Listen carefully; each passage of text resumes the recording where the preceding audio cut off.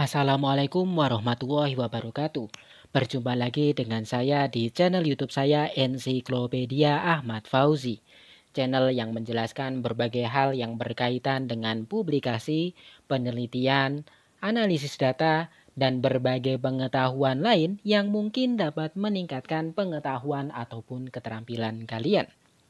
Video ini merupakan video keempat dari serangkaian video yang membahas bagaimana caranya menyusun naskah artikel jurnal yang berkualitas sehingga naskah tersebut layak dipublikasikan di berbagai jurnal terakreditasi Sinta ataupun jurnal internasional terindeks Scopus. Di video sebelumnya kita telah membahas bagaimana caranya menyusun abstrak yang baik dan komponen-komponen apa saja yang harus muncul di abstrak. Dan pada video kali ini, mari kita bahas bagaimana caranya menentukan kata kunci dari naskah ilmiah kita. Seperti yang saya sampaikan di video sebelumnya, kata kunci bersama dengan abstrak dan judul merupakan 3 komponen utama yang biasanya muncul di website jurnal ilmiah. Dan kata kunci juga menjadi komponen penting yang berkaitan dengan seberapa banyak atau seberapa besar potensi naskah kita dibaca oleh pembaca. Oleh karena itu, keyword atau pemilihan kata kunci juga menentukan seberapa banyak naskah kita nanti yang telah dipublikasikan, disitasi atau dirujuk oleh peneliti lain. Tentunya semakin banyak yang merujuk atau mensitasi naskah kita, semakin senang juga diri kita. Karena berarti naskah kita bermanfaat untuk orang banyak, untuk peneliti lainnya. Namun pemilihan kata kunci itu seringkali membingungkan sehingga banyak penulis yang salah menentukan kata kunci yang baik. Dan ingat, pemilihan kata kunci yang tepat juga akan menentukan seberapa mudah artikel kita nantinya diakses setelah artikel kita di-online-kan. Oleh karena itu, pemilihan kata kunci merupakan tahapan penting juga di dalam penyusunan naskah ilmiah. Oke, sekarang langsung saja kita bahas bagaimana caranya menentukan kata kunci. Ketika kita menentukan kata kunci, tentunya kata kunci tersebut harus sesuai dengan konten atau isi dari naskah yang kita susun. Jangan sampai kita menuliskan kata-kata kunci yang tidak sesuai dengan konten atau naskah yang kita susun. Kenapa? Karena kata kunci itu merupakan kata-kata utama yang mewakili isi naskah kita. Oleh karena itu, kata kunci harus sinkron, harus linear, harus sejalan dengan isi atau informasi yang kita bahas di dalam naskah kita. Kemudian, sebaiknya ketika kita menyusun kata kunci, jangan gunakan pilihan kata yang terlalu umum. Misalkan kita meneliti pendidikan, pengaruh pembelajaran berbasis masalah terhadap hasil belajar biologi siswa SMA. Jangan kata kuncinya siswa SMA atau SMA atau pendidikan atau pembelajaran atau hanya pelajaran biologi. Itu terlalu umum. Kita harus mencari atau memilih kata-kata yang unik. Yang unik yang juga menggambarkan isi dari naskah kita. Jadinya batasan pilihan katanya kita persempit. Jangan gunakan kata-kata yang terlalu umum. Kemudian kata kunci itu meskipun namanya kata kunci, tidak selalu satu kata kunci berarti hanya terdiri atas satu kata. Malah kata kunci yang baik adalah kata kunci yang terdiri atas lebih dari satu kata. Kita kenal sebagai frasa ya. Jadinya bisa 2, 3 ataupun bahkan 4 kata. Jadinya 2, 3 atau 4 kata menjadi satu frasa sehingga dihitung menjadi satu kata kunci. Sehingga misalkan ada editor jurnal yang menyatakan jumlah kata kunci yang harus dituliskan di setiap naskah adalah 5 kata kunci. Jadinya bukan berarti hanya ada 5 kata, namun ada 5 kata kunci. Dan setiap kata kunci bisa lebih dari 1. Sehingga jumlah total katanya bisa lebih dari 5. Misalkan keterampilan berpikir kritis, nah itu satu kata kunci. Begitu ya. Kemudian umumnya berjumlah 3 hingga 5 kata kunci. Ada juga jurnal yang mungkin sampai 10 kata kunci. Tetapi tidak terlalu banyak. Dan kita harus memilih dengan tepat kata kunci mana saja yang dapat mewakili keseluruhan naskah yang kita tulis. Dan seperti yang saya katakan tadi, sebaiknya gunakan kata kunci yang lebih dari satu kata. Oke, sekarang kita coba pelajari bagaimana caranya menentukan atau mengidentifikasi kata kunci apa saja yang perlu kita tuliskan sebagai perwakilan dari naskah yang telah kita susun. Yang pertama yang harus kita lakukan adalah kita mencoba memikirkan frasa apa yang biasa kita gunakan untuk mencari referensi yang berkaitan dengan naskah kita. Jadinya pada tahapan ini kita anggap kita adalah pembaca. Kita posisikan diri kita adalah pembaca yang mencari suatu referensi, dan bagaimana caranya saya mendapatkan referensi tersebut, saya harus memasukkan kata kunci ke Google. Nah, kata kunci yang saya masukkan ke Google itu apa saja? Nah, kita harus membayangkan hal tersebut. Jadinya, dengan membayangkan hal tersebut, kita bisa memilih kata kunci, yang kata kunci tersebut nanti akan ditiru oleh orang lain yang ingin mencari referensi, di mana referensi tersebut salah satunya merupakan naskah yang telah diterbitkan. Naskah kita yang telah diterbitkan di jurnal. Jadinya kita coba bayangkan, kata kunci apa sih? Kata kunci seperti apa sih yang nantinya dapat dengan mudah ditemukan atau diakses atau diketik oleh pembaca, sehingga peluang dibacanya naskah kita semakin tinggi. Begitu ya. Peluang semakin tingginya naskah kita disitasi atau dirujuk juga semakin tinggi, karena semakin banyak yang membaca. Bagaimana caranya biar semakin banyak yang membaca? Kita pilih kata kunci yang tepat. Kemudian baca juga keseluruhan naskah yang telah kita susun.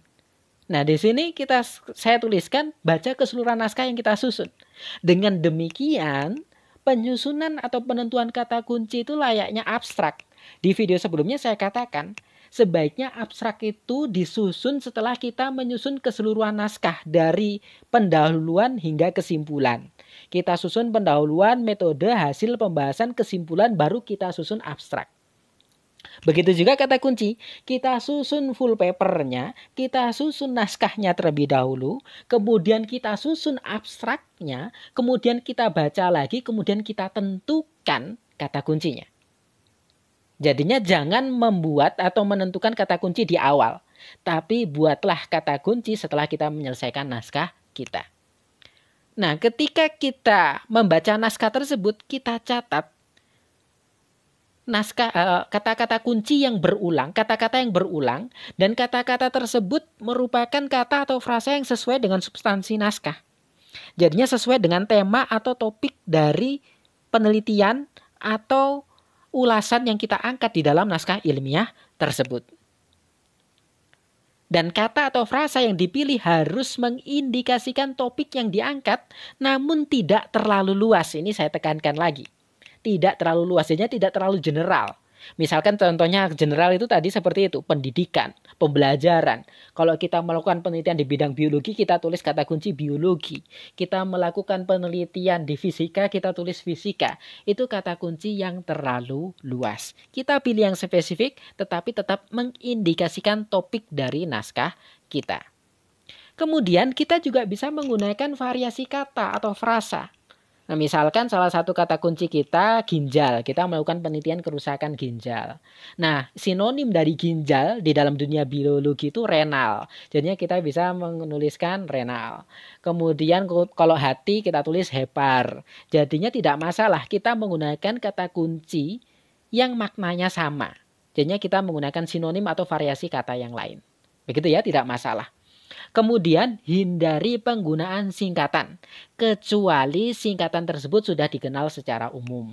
Misalkan HIV, HIV itu kan virus yang menyebabkan AIDS. Ini singkatan, tetapi sudah umum diketahui oleh banyak pembaca, sehingga tidak masalah. Namun jangan sampai menggunakan singkatan di dalam kata kunci yang singkatan tersebut hanya kita yang mengetahui atau mungkin hanya kita dan teman-teman kita yang mengetahui. Hindari hal tersebut.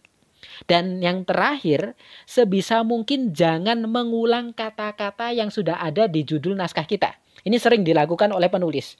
Jadinya di judul naskah sudah ada kata-kata tersebut, kemudian kata-kata tersebut diulang ke kata kunci yang dia tuliskan. Mungkin kalau 1-2 tidak masalah, tapi jangan sampai kita menulis 3 kata kunci dan ketiga kata tersebut sudah muncul di judul. Kenapa? Karena seperti yang saya katakan tadi, kata kunci itu menentukan bagaimana potensi naskah kita itu terakses oleh pembaca. Jadinya kita manfaatkan kata-kata apa yang selain di judul yang juga dapat mewakili naskah kita. Judul itu punya batasan kata. Jadinya kita tidak bisa memasukkan kata-kata utama, seluruh kata yang penting ke dalam judul. Oleh karena itu kata-kata penting sisanya kita jadikan kata kunci. Nah, ini merupakan peluang yang diberikan dalam suatu naskah. Jangan dibuang-buang dengan cara mengulang kata-kata di judul, kemudian dijadikan kata kunci. Kenapa?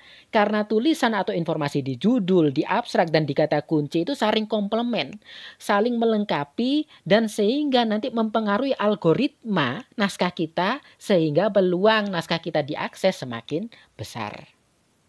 Oke, sekarang langsung saja kita lihat contoh identifikasi atau penentuan kata kunci. Misalkan seperti ini. Kita melakukan penelitian di dunia kesehatan. Degenerasi sistem saraf pusat setelah pemaparan asam okadaik. Degenerasi itu penurunan secara bertahap ya.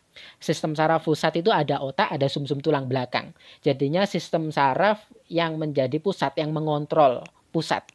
Misalkan otak itu mengontrol seluruh kegiatan dan dibantu oleh sumsum tulang belakang. Nanti silakan pelajari di biologi kalau kalian yang dari basic biologi. Kemudian asam okadaik itu merupakan salah satu substansi kimia yang bersifat toksik. Toksik itu racun. Nah, judulnya seperti ini. Apa saja kata kunci yang bisa kita tuliskan? Nah, ini contohnya ya, kita anggap saja kita sudah membaca naskah, kemudian kita tuliskan kata-kata kunci. Di sini kita tuliskan lagi asam okadaik. Tidak masalah.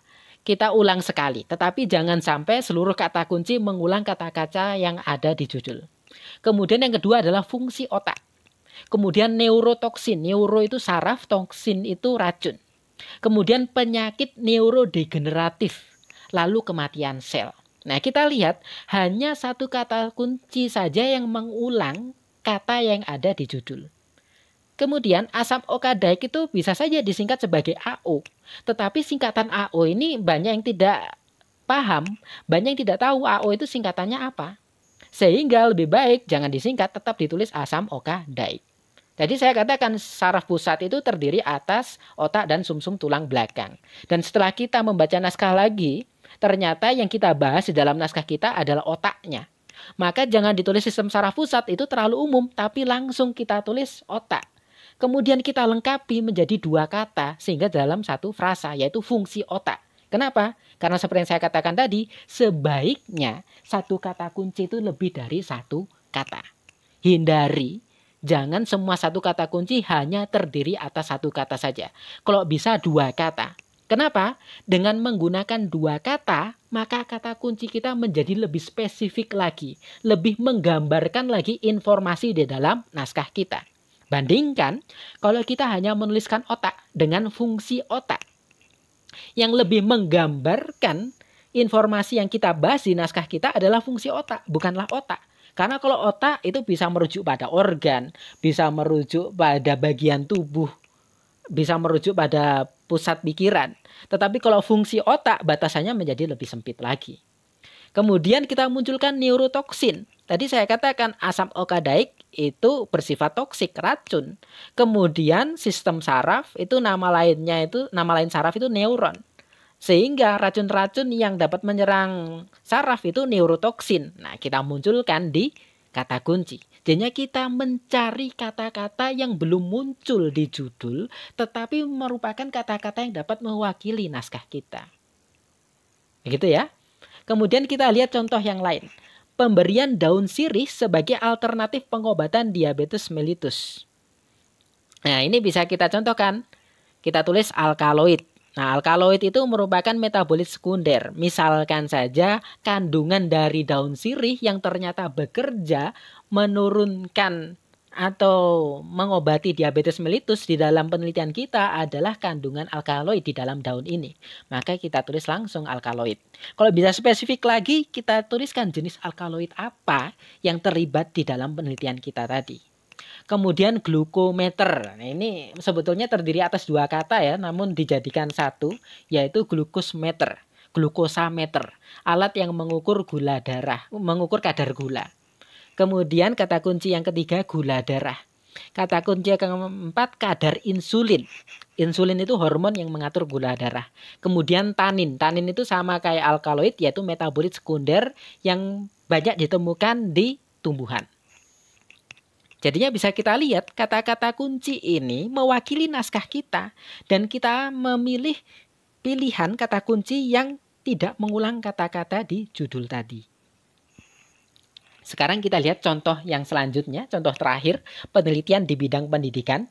Judulnya adalah memberdayakan keterampilan abad 21 melalui pembelajaran daring di era pandemi.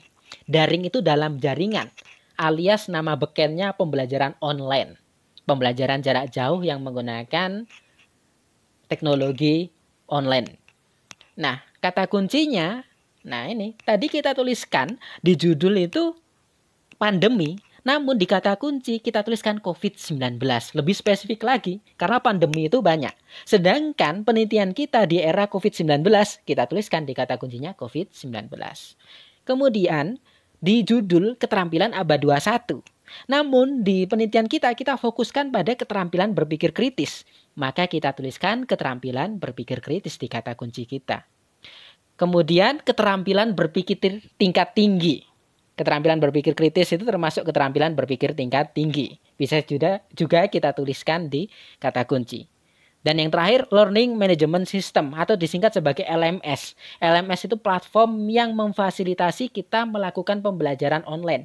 Misalkan Google Classroom, Edmodo. Atau mungkin kalau memungkinkan kita bisa langsung tulis aplikasinya. Misalkan Ilmu UMM. Nah, itu LMS yang digunakan oleh Universitas Muhammadiyah Malang. Bisa langsung dituliskan di kata kunci.